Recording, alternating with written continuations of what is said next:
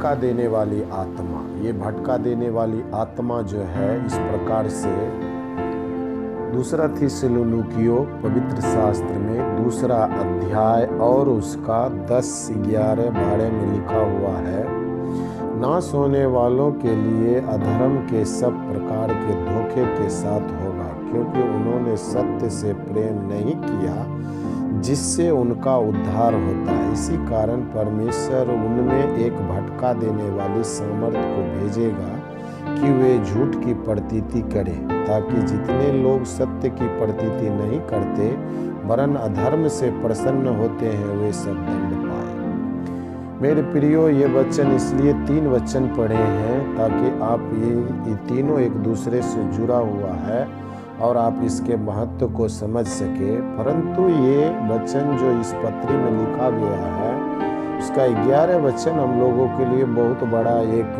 गंभीर जो है विषय है कि भटका देने वाली सामर्थ को उन लोगों के बीच में भेजेगा जो सत्य से प्रतीति नहीं करता वरन झूठ का प्रतीति करता है। इस प्रकार की बातों को पवित्र शास्त्र में कई जगह आप देख सकते हैं। राजाओं के किताब में खास करके जब जब राजा लोग परमेश्वर से अपना मुंह को मोड़ लिया और अपने लिए अपने मन के पसंद के लायक भविष्यवक्ता को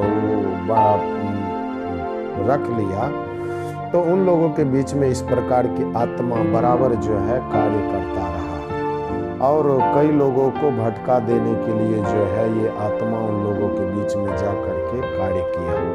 इसलिए ये भटका देने वाली आत्मा जो है किस प्रकार के लोगों के बीच में काम करता है, जो सत्य से प्रेम नहीं रखता है, जो झूठ का प्रतीति करता है, जो लोग अधर्म से प्रसन्न होते हैं। एक समय इस प्रकार का आप जो है राजा साउल के जीवन में भी देख सकते हैं। राजा साउल का वचन जो है 1 सामुएल 16 अध्याय का 14 वचन में लिखा हुआ है, यहोवा का आत्मा साउल पर से उठ गया और यहोवा की ओर से एक दुष्ट आत्मा उसे घबराने लगा।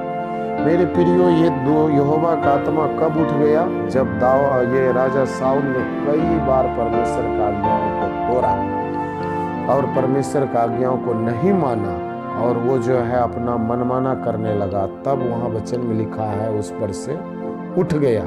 और जब ये उठ गया तो ये इसका जो है आत्मिकता लगातार गिरते चला गया और इसका ही शिकार हो गया। वो दुष्ट आत्मा जब जब उस पर प्रबल होता था और तब उन्होंने जो है कई प्रकार के बातों को करने के लिए हाथ लगाया और ये उसको जो है उस भूत सिद्धि करने वाले तक ले गया, क्योंकि ये जो है भटका देने वाली आत्मा थी जो वहाँ काम कर रहा था। दूसरा, एक बार और इस भटका देने वाली सामर्थ को और इस आत्मा के प्रभाव को राजा दाऊद के जीवन में भी देख सकते हैं। वचन बताता है 2 सामुएल का 24 अध्याय का, वहाँ पर जो है दाऊद राजा जब हर तरह से सब चीज में समृद्ध हुआ, हर एक युद्ध को जीत लिया, उसके बाद जा करके ये जो है जनगणना कराने के लिए मन में ठान लिया और उस जनगणना कराने के क्रम में जो है उन्होंने किसी का भी सलाह को भी नहीं माना।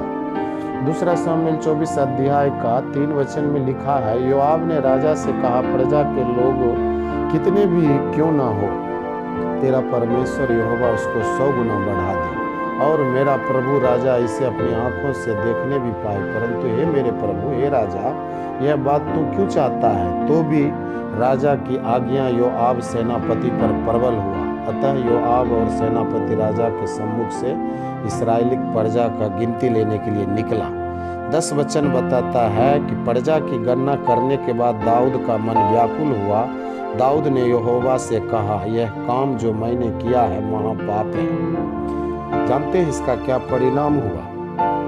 इसका दंड स्वरूप जो है उसको 3 ऑप्शन परमेश्वर ने दिया और 3 ऑप्शन में वचन बताता है दंड स्वरूप उन्होंने 70,000 इस्राएली को मरी के द्वारा मारा गया। ये किसका परिणाम है? वही भटका देने वाली आत्मा। इसलिए आज हम प्रार्थना करने के लिए जाएंगे। परमेश्वर हम लोगों को इन बातों से बचा और हम लोगों को समझ और ज्ञान के साथ आगे बढ़ाना है। इस प्रकार का आत्मा से लगातार बचाए रखे। प्रभु हम सभी को आशीष दे, यीशु के नाम से आमीन।